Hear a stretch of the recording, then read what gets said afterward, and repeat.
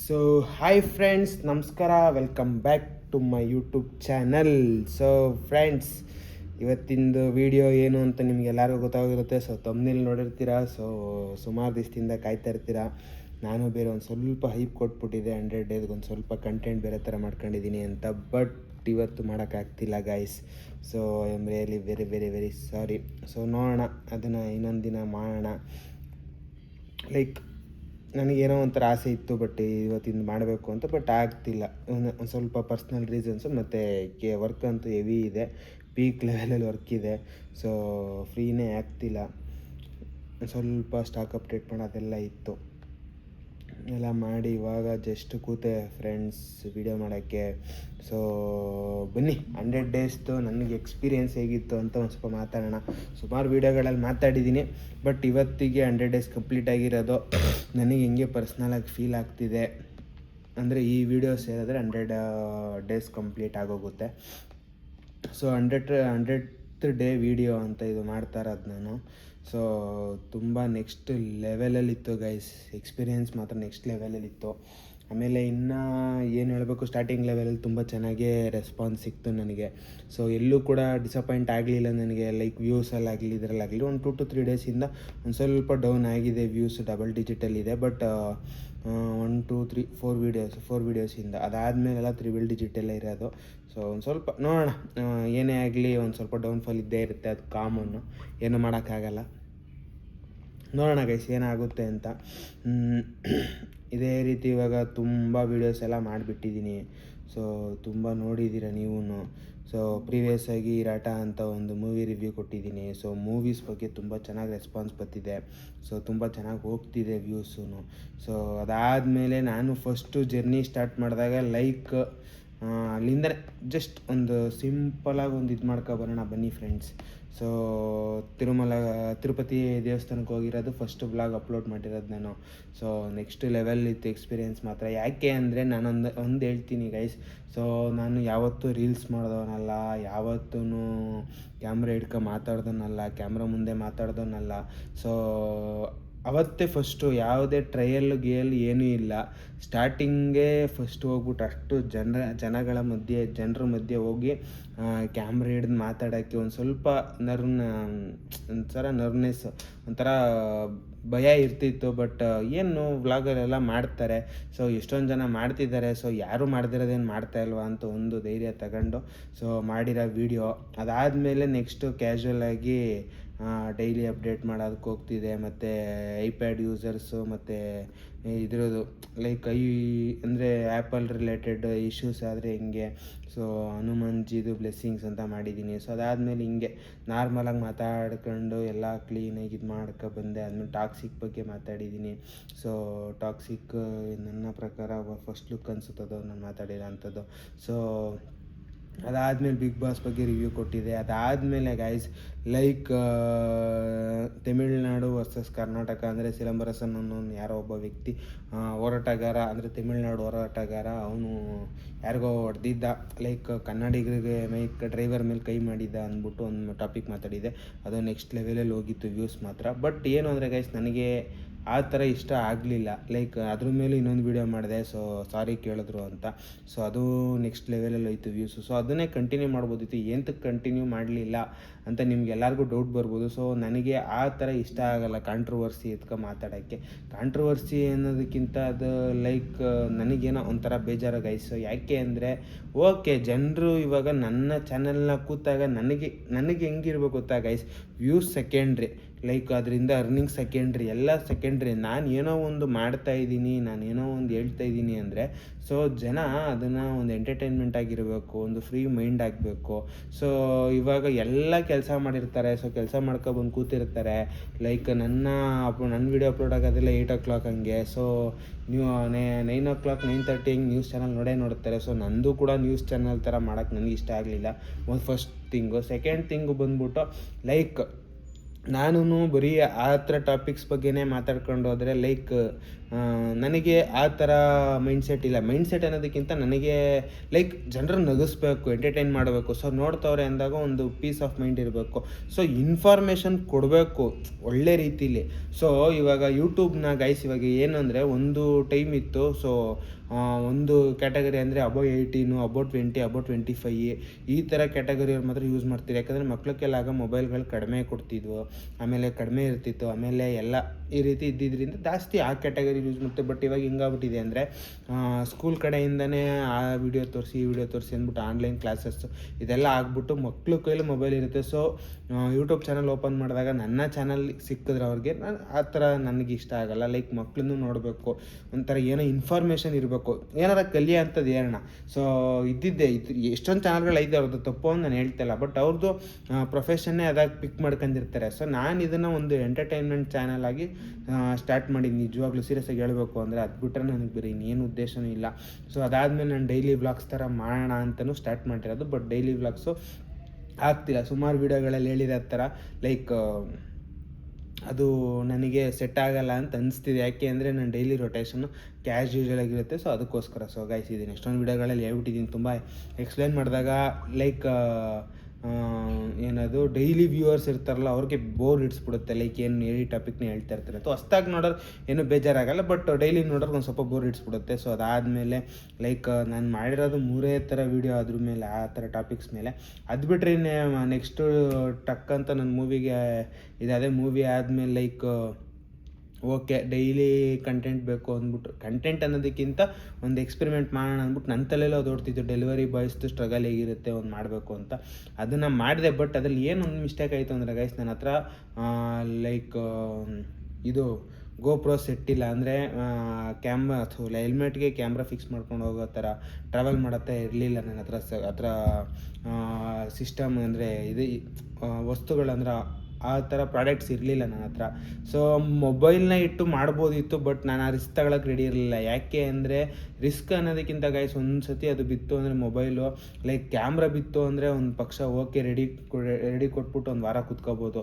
So mobile ಏನಾರ ಹಂಗಾಯ್ತು ಅಂದರೆ, ಯಾಕಂದರೆ ನನ್ನ ಬಿಸ್ನೆಸ್ ಇದೆ, ಬಿಸ್ನೆಸ್ ರನ್ ಆಗ್ತಿದೆ, ಎಲ್ಲ ಇದಾಗ್ಬಿಡುತ್ತೆ. ಆಮೇಲೆ ಕಂಪ್ಲೀಟ್ ಆ ಮೊಬೈಲ್ ಮೇಲೆ ಒಂದು ಸ್ವಲ್ಪ 80%, 70-80% ಆ ಮೊಬೈಲ್ ಮೇಲೆ ಡಿಪೆಂಡ್ ಆಗಿದೆ ಮೊಬೈಲು. ಅಂದರೆ ನಂದು ಇದು ಬಿಸ್ನೆಸ್. ಯಾಕೆ ಅಂದರೆ ಒಂದು ಆನ್ಲೈನ್ ವೆಬ್ಸೈಟ್ ಇರೋದ್ರಿಂದ ಸೊ ಆಲ್ಮೋಸ್ಟ್ ಕಾಲು ಗೀಲು ಮೆಸೇಜ್ ಎಲ್ಲ ಬರ್ತಾ ಇರುತ್ತೆ. ಸೊ ನಾನು ಅದನ್ನು ಯಾವುದೇ ಕಾರಣಕ್ಕೂ ಲೈಕ್ ಒಂದು ಇದಕ್ಕೆ ರಿಸ್ಕಲ್ಲಿ ಇಡೋಕ್ಕಾಗಲ್ಲ. ಸೊ ಹಂಗಾಗಿ ನಾನು ಮಾಡ್ತಿದ್ದೆ, ನನಗೆ ಆಗಿರೋ ಎಕ್ಸ್ಪೀರಿಯೆನ್ಸ್ನ ಡೇ ಬೈ ಡೇ ಏನೇನು ಹೈಲೈಟ್ ಆಯ್ತಿತ್ತೋ ಸೊ ಅದನ್ನು ಬಂದು ಕ್ಲೀನಾಗಿ ಎಕ್ಸ್ಪ್ಲೈನ್ ಮಾಡಿ ಇದು ಮಾಡ್ತಿದ್ದೆ. ಸೊ ನಿಜವಾಗ್ಲೂ ಗೈಸ್ ಅದರಲ್ಲಿ ಮಾತ್ರ ನೆಕ್ಸ್ಟ್ ಲೆವೆಲಲ್ಲಿ ಹೋಗಿದೆ ವ್ಯೂಸ್ ಮಾತ್ರ.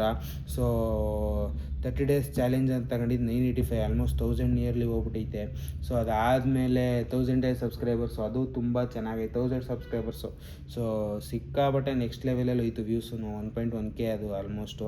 ಸೊ ಅದಾದಮೇಲೆ ಲೋ ಇನ್ಸೆಂಟಿವ್ ಅಂತ ಒಂದು ವೀಡಿಯೋ ಮಾಡಿದ್ದೀನಿ. ಅಂದರೆ ಡೆಲಿವರಿ ಇದರಲ್ಲಿ 656 ವ್ಯೂಸ್ ಹೋಗಿದೆ. ಆ ಥರ ಅದರದ್ದೇ ಒಂದು ಸೀರೀಸ್ ಆಗಿ ಮಾಡಿದ್ದೆ. ಬಟ್ ಏನು ಅಂದರೆ ಅದು 30 days ಚಾಲೆಂಜ್ ತಗೊಂಡಿದೆ. ಸೊ ಅದು ನನ್ನ ಕೈಲಿ ಆಗಿದ್ದೆ ನನ್ನ ಪ್ರಕಾರ ಗೈಸ್, ಒಂದು ನಿಮಿಷ ನಿಮಗೆ ಅದನ್ನೂ ಕೂಡ ಹೇಳ್ಬಿಡ್ತೀನಿ. ಸೊ 30 days ಚಾಲೆಂಜಲ್ಲಿ ಅದು 8 days ಏನೋ ಕಂಪ್ಲೀಟ್ ಮಾಡಿದ್ದೀನಿ, 7 or 8 days ಏನೋ ಕಂಪ್ಲೀಟ್ ಮಾಡಿದ್ದೀನಿ. ಅದಾದಮೇಲೆ ಬಿಸ್ನೆಸ್ ಸೀರೀಸಿಗೆ ಬಂದೆ. ಬಿಸ್ನೆಸ್ ಸೀರೀಸು ಅದು ಓಕೆ ನೆಕ್ಸ್ಟ್ ಲೆವೆಲಲ್ಲಿ ಅದು ವ್ಯೂಸ್ ಹೋಗ್ತು. ಸೊ ಅದಾದಮೇಲೆ ನಾನು ಶಾಪ್ ಬಗ್ಗೆನೂ ಕೆಲವೊಂದು ಇನ್ಫಾರ್ಮೇಷನ್ ಕೊಟ್ಟಿದ್ದೀನಿ, ನಾನು ಬಿಸ್ನೆಸ್ ಬಗ್ಗೆನೂ ಇನ್ಫಾರ್ಮೇಷನ್ ಕೊಟ್ಟಿದ್ದೀನಿ. ಮತ್ತು ಮೈ ವರ್ಸ್ಟ್ ಡೇ ಅಂತಲೂ ಒಂದು ಸಿಚುವೇಶನ್ ನಡೆದಿತ್ತು, ಅದನ್ನು ಎಕ್ಸ್ಪ್ಲೇನ್ ಮಾಡಿದ್ದೀನಿ. ಸೊ ಈ ರೀತಿ ಬಿಸ್ನೆಸ್ ಮೀಟಿಂಗು ಫಂಕ್ಷನ್ಸ್ ಎಲ್ಲ ಬಂದಾಗ ಹೆಂಗೆ ಹ್ಯಾಂಡಲ್ ಮಾಡಿದೆ ಅಂತ ಒಂದು ಇದು ಮಾತಾಡಿದ್ದೀನಿ. ಆಮೇಲೆ products are getting sold faster with proof VPPFashion.com ಇದನ್ನು ಕೂಡ ಲೈಕ್ ನೆಕ್ಸ್ಟ್ ಲೆವೆಲಲ್ಲಿ ಹೋಗಿದೆ. ವ್ಯೂಸ್ 1.7K ಹೋಗಿದೆ, ಆಲ್ಮೋಸ್ಟ್ 1.8K ನಿಯರ್ಲಿ ಇದೆ ಅನಿಸುತ್ತೆ. ಆಮೇಲೆ ನಂದು ಇನ್ನೂ ಒಂದು ಲೈಕ್ ಸೀರಿಯಸ್ ಅಂತೆಗೆ ಅಂತ ಹೋಗಿದ್ದೆ. ಸೊ ಅದು ರ್ಯಾಪಿಡ್ ರಶ್ಮಿ ಅವ್ರದ್ದು ಅದಕ್ಕೆ ಹೋಗಿದ್ದು, visiting Radha by rapid Rashmi ಅಂತ ಸೀರಿಯಸ್ ಅಂತ ಮಾಡ್ತಾರೆ. ನಾಗರಬಾವಿಲೇ ಇತ್ತು, ಇಲ್ಲಿಂದ like just 3 to 4 kilometers, within 5 kilometers ಇತ್ತು. ಸೊ ಅಮ್ಮನ ಕರ್ಕೊಂಡು ಹೋಗಿದ್ದೆ, ಲೈಕ್ ಅಮ್ಮನೇ ಕರೆದಿದ್ದು ನನ್ನ. ಸೊ ಓಕೆ ಬನ್ನಿ ಹೋಗಿದ್ದು ಬರೋಣ ಅಂತ ಕರ್ಕೊಂಡೋಗಿದೆ.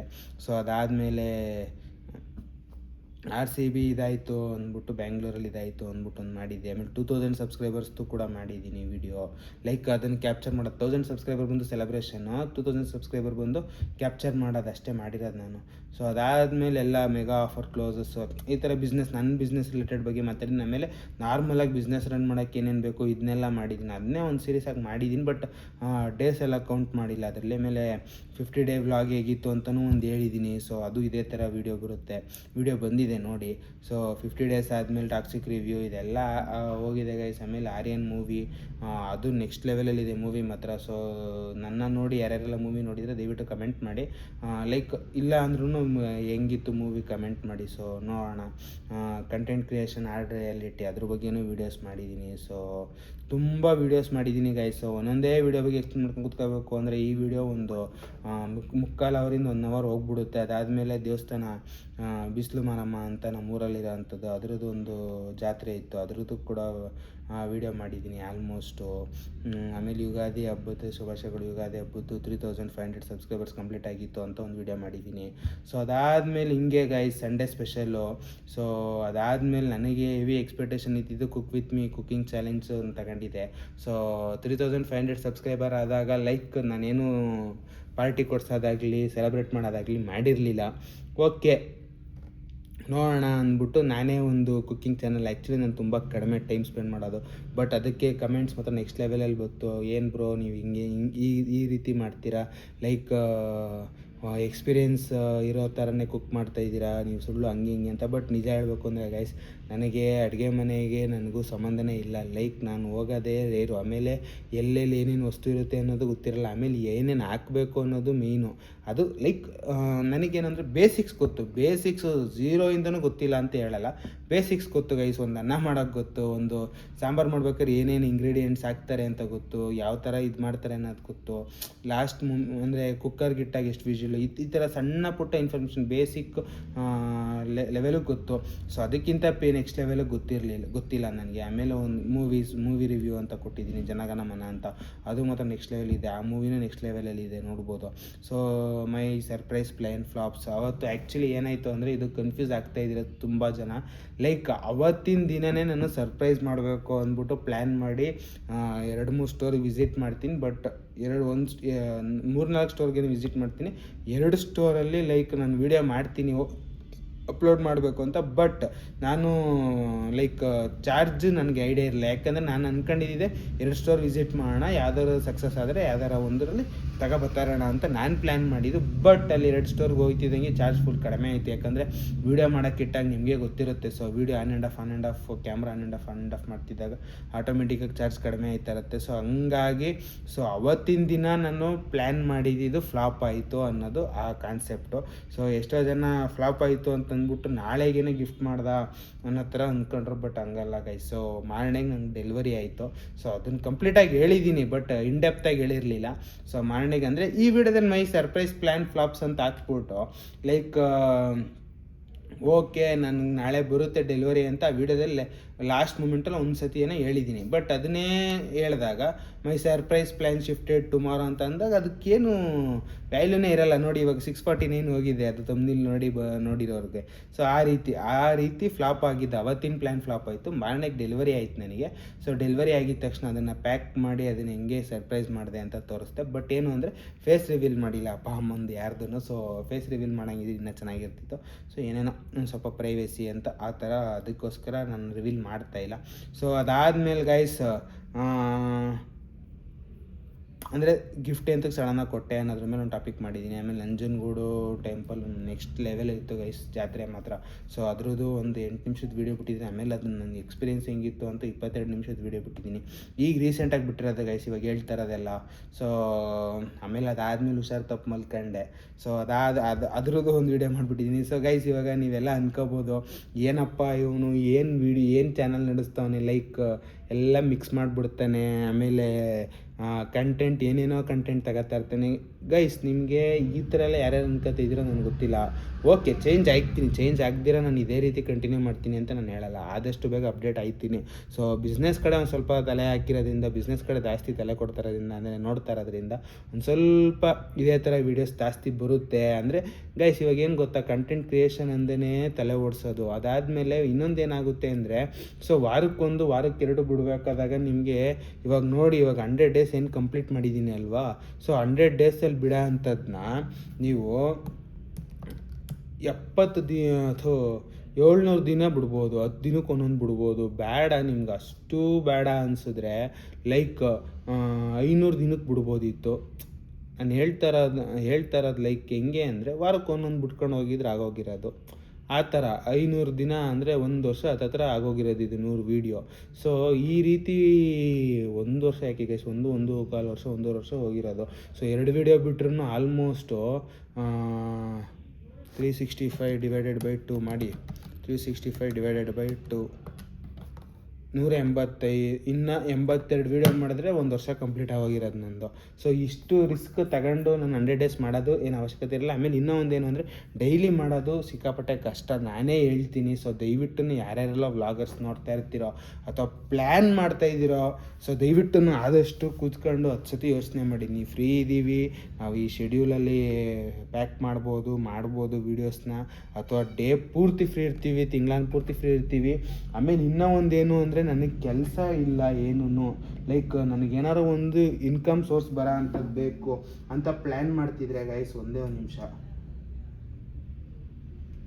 ಸೊ ಸಾರಿ ಡಿಸ್ಟರ್ಬೆನ್ಸ್ ಆಗಿದ್ದರೆ. ಸೊ ಈ ಥರ ಏನಾದರೂ ಪ್ಲ್ಯಾನ್ ಮಾಡ್ತಿದ್ರೆ ದಯವಿಟ್ಟು ಹೇಳ್ತಾ ಇದ್ದೀನಿ, ಅದಕ್ಕೂ ಕೂಡ 10 ಸತಿ ಯೋಚನೆ ಮಾಡಿ. ಏನಕ್ಕೆ ಅಂದರೆ, ಯೂಟ್ಯೂಬಿಗೆ ನೀವು ಕಾಲಿಟ್ಟಿದ ತಕ್ಷಣ ಅರ್ನಿಂಗ್ಸ್ ಮಾಡೋಕ್ಕೆ ಚಾನ್ಸೇ ಇಲ್ಲ. ಮಿನಿಮಮ್ 6 ಮಂತ್ಸಿಂದ 1 ಇಯರ್ವರೆಗೂ ಕಾಯಬೇಕು. ಅದು ನಿಮಗೆ ಒಂದು ಫಸ್ಟ್ ವೀಡಿಯೋನೇ ಕ್ಲಿಕ್ಕಾಗಿ ಲೈಕ್ ಲ್ಯಾಕ್ಸ್ ಟುಗೆದರ್ ವ್ಯೂಸ್ ಹೋಗಿ 1000s ಟುಗೆದರ್ ಸಬ್ಸ್ಕ್ರೈಬರ್ಸ್ ಆದರೆ, ನಿಮಗೆ 1000 ಸಬ್ಸ್ಕ್ರೈಬರ್ಸು ಮತ್ತು 4000 ವಾಚ್ ಅವರ್ಸು ಕಂಪ್ಲೀಟ್ ಆಯಿತು ಅಂತ ಇಟ್ಕೊಳ್ಳಿ. ಅವಾಗ ಅರ್ನಿಂಗ್ ಸ್ಟಾರ್ಟ್ ಆಗುತ್ತೆ. ಬಟ್ ಇನ್ನೂ ಒಂದು ಏನು ಹೇಳ್ತೀನಿ, ಅರ್ನಿಂಗ್ ಸ್ಟಾರ್ಟ್ ಆದರೂ ನಿಮಗೆ ಹೆವಿ ಅರ್ನಿಂಗ್ ಆಗಲ್ಲ. ಸೊ ಏನಕ್ಕೆ ಅಂತ ಹೇಳ್ತೀನಿ. ಸೊ ಒಂದು ವೀಡಿಯೋಯಿಂದ ಅದು ಅರ್ನಿಂಗ್ಸ್ ಅಲ್ಲ. ಸೊ 10 ವೀಡಿಯೋ 20 ವೀಡಿಯೋ, ಇವಾಗ ಕೆಲವೊಬ್ರದ್ದು ಈ 150-200 ವೀಡಿಯೋ ಬಿಟ್ಟಾಗ ಅರ್ನಿಂಗ್ ಸ್ಟಾರ್ಟ್ ಆಗಿರುತ್ತೆ. ಸೊ ಅವ್ರದ್ದು ಹೆಂಗೆ ಮಂತ್ಲಿಗೆ ಜಾಸ್ತಿ ಆಗ್ತಾ ಇರುತ್ತೆ ಅಂದರೆ, ಸೊ ಅದು ಮಾನಿಟೈಸೇಷನ್ ಕಂಪ್ಲೀಟ್ ಆದಮೇಲೆ ನಾನು ಸ್ವಲ್ಪ ಪ್ರಮೋಟ್ ಮಾಡೋಕ್ಕೆ ಜಾಸ್ತಿ ಆಗುತ್ತೆ. ಸೊ ಸಬ್ಸ್ಕ್ರೈಬರ್ಸ್ ಜಾಸ್ತಿ ಆದಂಗೆ ಪ್ರಮೋಟ್ ಮಾಡೋಕ್ಕೆ ಜಾಸ್ತಿ ಆಯ್ತಾ ಇರುತ್ತೆ.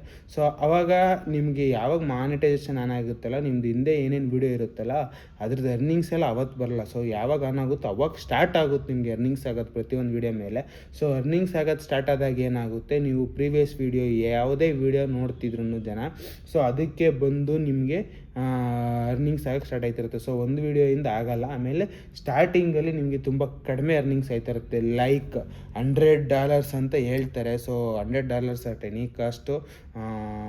ಲೈಕ್ ನನಗೆ ಗೊತ್ತಿರೋ ಪ್ರಕಾರ ಮಾನಿಟೈಸೇಷನ್ ಆನ್ ಆಗಿದ ತಕ್ಷಣ within A day, within A month ಅಥವಾ ವಿತಿನ್ ಎ ವೀಕಲ್ಲಿ ಆಗೋದು ಕಡಿಮೆ. ಸೊ ಮಾನಿಟೈಸೇಷನ್ ಆನ್ ಆದಮೇಲೆ ಸ್ವಲ್ಪ ಟೈಮ್ ತಗೊಳುತ್ತೆ. ಬಟ್ ಏನು ಅಂದರೆ, ನಿಮ್ಮ ಚಾನಲಲ್ಲಿ 200-300 ವೀಡಿಯೋಸ್ ಇದ್ದರೆ, if in case next payment ಅಷ್ಟರಲ್ಲಿ ನಿಮ್ಮದು 100 ಇದು ಆಗ್ಬೋದು. ಸೊ 100 ಅಂದರೆ ಸೊ 95 ಹತ್ತತ್ರ ಇದೆ. ಸೊ 9500 10,000 ಹತ್ತತ್ರ ಬರುತ್ತೆ ನಿಮಗೆ ಅರ್ನಿಂಗ್ಸು $100 ಕಂಪ್ಲೀಟ್ ಆದರೆ. ಸೊ ಅದಾದಮೇಲೆ ಸ್ಟಾರ್ಟ್ ಆಗುತ್ತೆ ನಿಮಗೆ. $100 ಕಂಪ್ಲೀಟ್ ಆದಮೇಲೆ ಪೇಮೆಂಟ್ ಟೈಮ್ ಬರಬೇಕು. ಸೊ ಇವತ್ತು $100 ಕಂಪ್ಲೀಟ್ ಆಯಿತು ಅಂತ ಇಟ್ಕೊಳ್ಳಿ.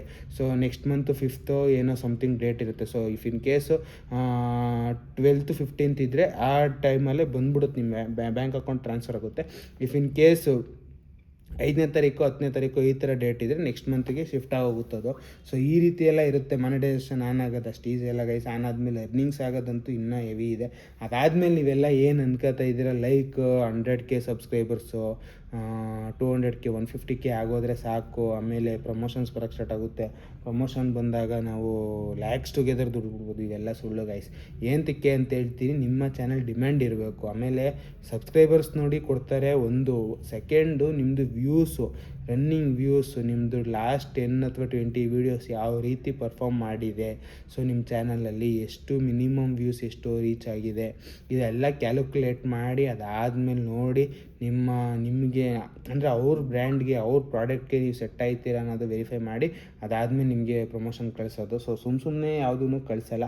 ಸೊ ಅದಾದಮೇಲೆ 250, 300K, 500K ಎಲ್ಲ ರೀಚ್ ಔಟ್ ಆದಮೇಲೆ ಬೇಕಾದರೆ ಟ್ರಸ್ಟ್ ಮಾಡಿ ಕೊಡೋ ಚಾನ್ಸಸ್ ಇರುತ್ತೆ. ಬಟ್ ವ್ಯೂಸೂ ಹಂಗೆ ಹೋಗ್ತಾ ಇರಬೇಕು.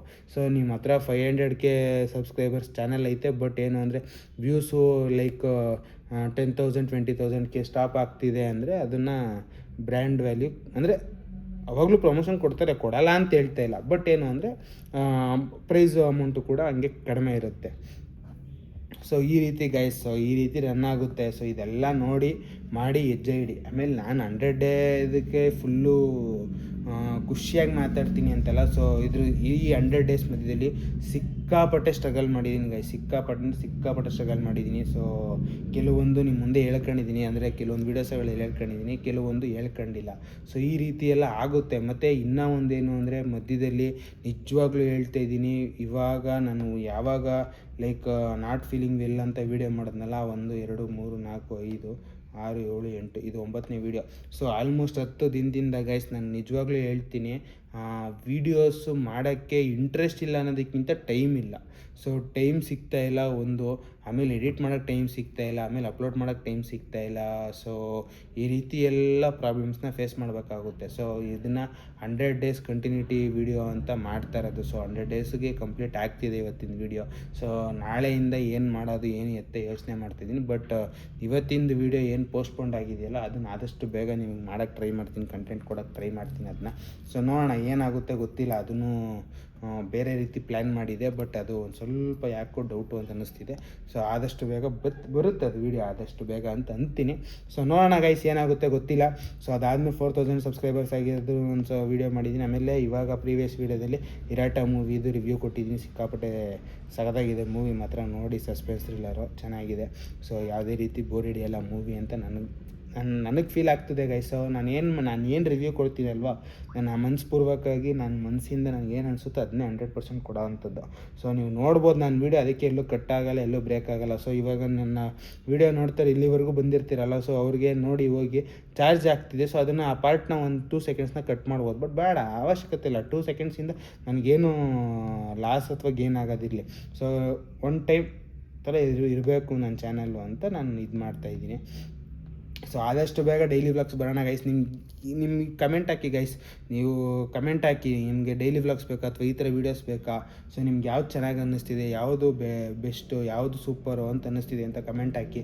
ಸೊ ಅದ್ರ ಮೇಲೆ ನಾನು ನೆಕ್ಸ್ಟು ಪ್ಲ್ಯಾನ್ ಮಾಡ್ಕೊತೀನಿ. ಸೊ ಕಮೆಂಟ್ಸ್ ಬರೋವರೆಗೂ ನಾನು ಏನೂ ಯಾಕಂದರೆ ಗೈಸ್ ನಂದರೆ ಎಲ್ಲ ಥರ ಕ್ಯಾಟಗರಿ ವೀಡಿಯೋಸು ತುಂಬ ಚೆನ್ನಾಗಿ ಓಡ್ತಿದೆ. ಇವಾಗ ಕುಕ್ಕಿಂಗ್ ಇದು ಚಾಲೆಂಜು ಅದು ಸೂಪರಾಗಿ ಓಡಿದೆ.